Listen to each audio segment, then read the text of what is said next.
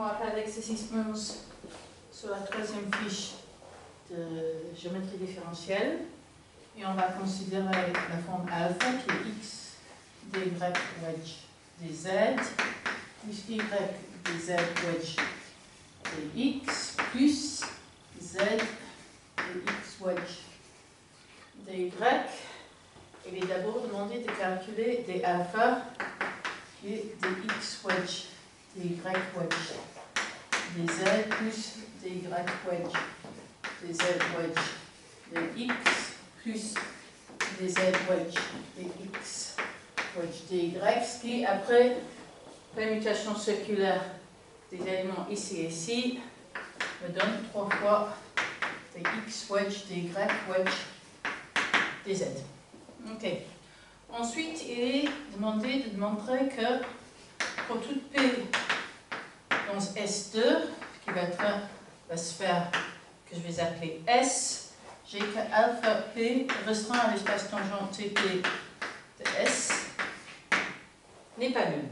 Ok, donc on va prendre un P qui va être un point A, B, C dans la sphère, et du coup alpha P c'est de deux formes A y wedge dz plus B dz wedge dy plus C dx wedge dy. Et maintenant, je vais calculer TP de S. Le TP de S, on le connaît. C'est donné par la dérivée de la fonction de définition S qui doit être nul. Donc, on est sur l'ensemble des points x, y, z, tel que ax plus by plus cz est égal à 0. Ok. Alors, je vais calculer alpha p appliqué à deux vecteurs dans le TP. Donc, je vais faire une hypothèse. Je vais faire que C est différent de 0 et donc une base de TP de S qui est donnée par, d'une part, je vais avoir C 0 moins A et de l'autre part 0 C moins B. Donc ça, je vais appeler ça U et ça, je vais appeler ça B. Donc, je vais appliquer alpha de P au couple UV. Ok, donc là, j'ai A fois dy dz appliqué à U. Donc j'ai 0 fois B moins A fois C. Donc ça me fait AC. Ensuite j'ai B fois dz fois dz fois dy. Donc c'est moins A fois 0 plus C moins C multiplié par moins B. Donc là j'ai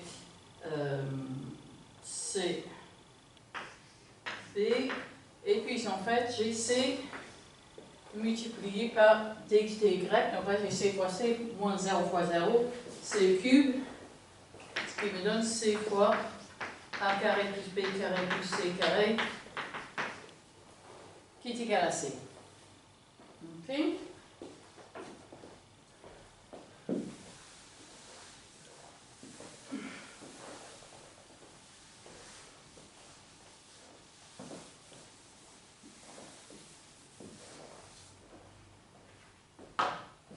Ok, donc même argument fonctionne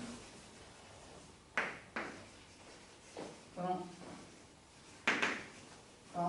A ou B est différent de 0. Et j'avais, oui, ici, j'avais présumé qu'on était sur l'ensemble où C est différent de 0.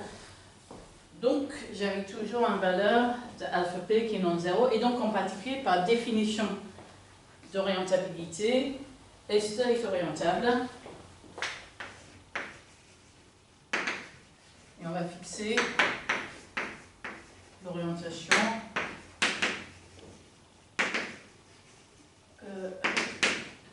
donnée par la forme normale. Par le normal, vecteur normal, champ normal extérieur.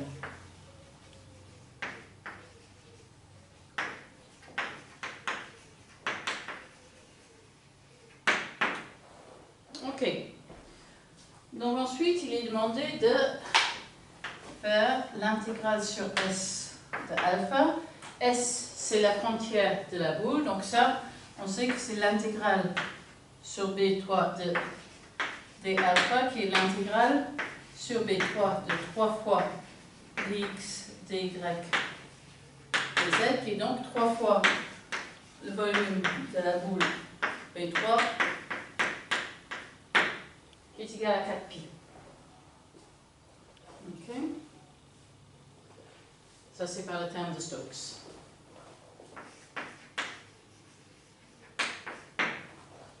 Ok, donc ensuite, je vais faire le calcul par une paramétrisation locale.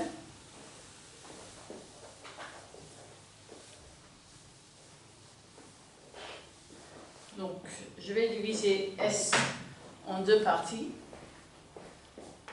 S2 va être l'hémisphère nord, qui est le lieu où Z est strictement positif, union l'équateur,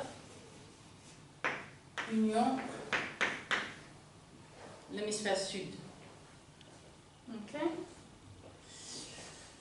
Donc, je note que l'équateur étant de mesure nulle, j'ai l'intégrale sur S2 qui est égale à l'intégrale de alpha qui est égale à l'intégrale sur l'hémisphère nord de alpha plus l'intégrale sur l'hémisphère sud de alpha. Et je prétends que c'est l'intégrale sur l'hémisphère nord est égale à l'intégrale sur l'hémisphère sud. Ok. Prétend que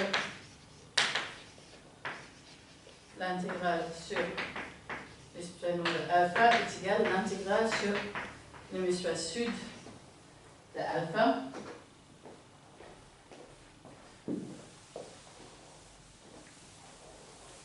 Donc, ça, pourquoi? Mais, je note que, voilà, alpha est de signe constante.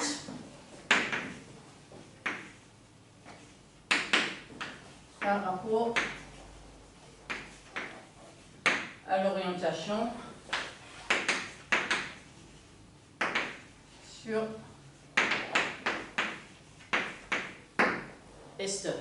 Ça pourquoi? Eh bien, alpha est nulle part 0, donc il est en chaque point soit positif soit négatif, et S2 est connexe par A, donc c'est pas possible que alpha change de signe quelque part. Ok. Ensuite, j'ai une application -1 qui envoie l'hémisphère nord sur l'hémisphère sud. Ok, je vais appeler ça phi, qui envoie x, y, z sur -x, -y, -z. Et j'ai que l'intégrale, le tiré en arrière de alpha sur est égal à moins alpha. Ok. Donc, ça m'implique quoi? Ça m'implique que, comme tiré en arrière sur h nord de alpha, c'est de alpha plus ou moins. Donc, ça, c'est selon l'orientation.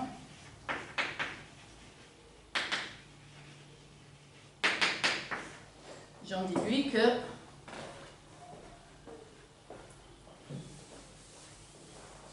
l'intégrale sur l'hémisphère nord de alpha est égal à plus ou moins l'intégrale sur l'hémisphère sud de alpha, mais ils sont du même signe, puisque alpha est soit positif partout, soit négatif partout, et donc j'ai que l'intégrale sur l'hémisphère nord de alpha est égale à l'intégrale sur l'hémisphère sud de alpha. Ensuite, j'ai une application du D sur l'hémisphère nord qui est une difféomorphisme qui envoie x, y sur x, y racine 1 moins x carré moins y carré. Donc cette quantité-là, c'est z. Ok? Donc j'ai que phi respecte l'orientation. Il suffit de vérifier que l'image du base canonique sous phi en un point donne une bague positive de S2. Donc ça peut vérifier en le point 0, 0. Si je prends le pousser en avant de 1, 0 et de 0, 1, ça me donne 1, 0, 0, 0, 1, 0, qui est bien une base orientée positivement au pôle nord. Ok. Du coup, je vais pouvoir utiliser cette paramétrisation pour calculer l'intégrale de alpha.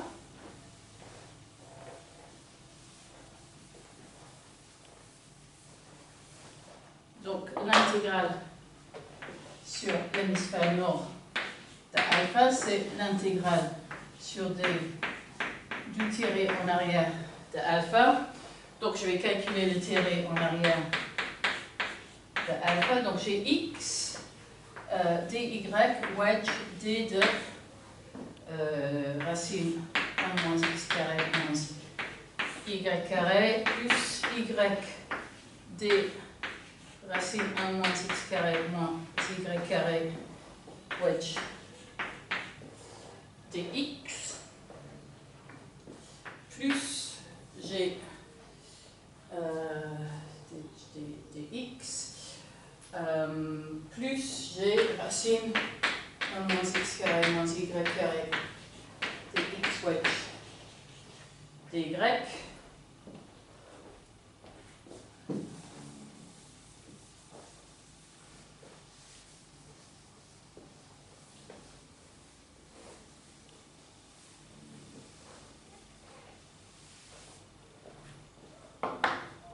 Ce qui va me donner